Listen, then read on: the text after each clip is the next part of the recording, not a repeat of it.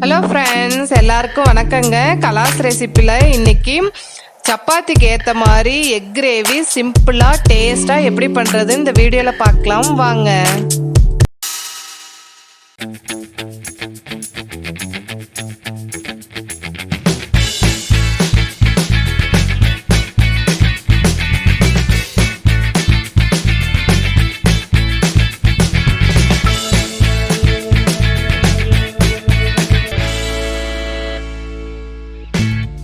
இருபத்தஞ்சு பல்லு பூண்டு, ஒரு சின்ன துண்டு இஞ்சி இந்த ரேஷியோவில் எடுத்துக்கோங்க. அப்போதாங்க நல்லாயிருக்கும்.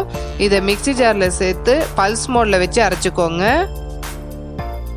பாருங்கள், அரைச்சிட்டோம். இது இருக்கட்டும். கடாயில் கொஞ்சம் எண்ணெய் சேர்த்துக்கோங்க. எண்ணெய் ஹீட் ஆன உடனே 1/4 டீஸ்பூன் சோம்பு பொரிஞ்ச உடனே குட்டி குட்டியாக கட் பண்ணி வச்சுருக்க மீடியம் சைஸில் 2 வெங்காயம், இதை நல்லா வதக்கிக்கோங்க. வெங்காயம் வதக்கிட்டோம். இப்போ அரைச்சி வச்சுருக்க இஞ்சி பூண்டை இது கூட சேர்த்து அதையும் நல்லா ராஸ்மல் போகிற வரைக்கும் வதக்கிக்கோங்க.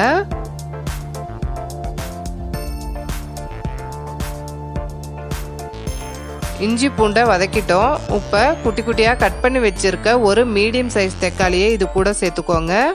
1/4 டீஸ்பூன் மஞ்சள், 1/2 டீஸ்பூன் கரம் மசாலா, 1/2 டீஸ்பூன் கொத்தமல்லி பவுடர், 1/2 டீஸ்பூன் மிளகாய்த்தூள், 1/4 டீஸ்பூன் ஜீரக பவுடர்.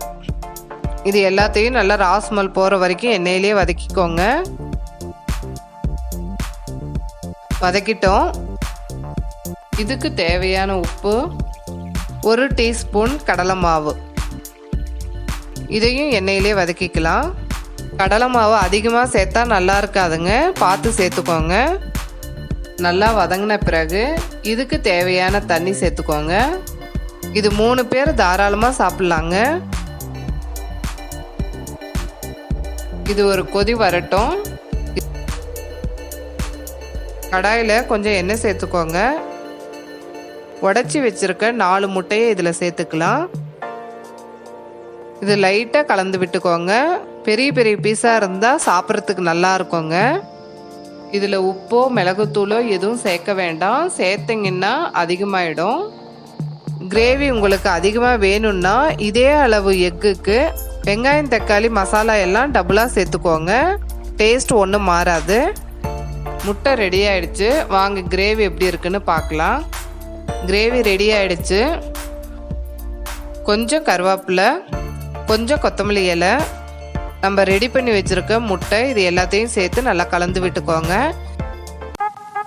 அவ்வளோதாங்க, சிம்பிளான எக் கிரேவி ரெடி. இது பசங்களுக்கு ரொம்ப ரொம்ப பிடிக்குங்க. சப்பாத்திக்கு இது ரொம்ப நல்லாயிருக்கும். இதை நீங்கள் ட்ரை பண்ணி பார்த்துட்டு உங்களுடைய கமெண்ட்ஸை எனக்கு ஷேர் பண்ணுங்கள். இந்த வீடியோ உங்களுக்கு பிடிச்சிருந்ததுன்னா கலாஸ் ரெசிபிக்கு சப்ஸ்கிரைப் பண்ணுங்கள். பெல் ஐக்கானை கிளிக் பண்ண மறந்துடாதீங்க.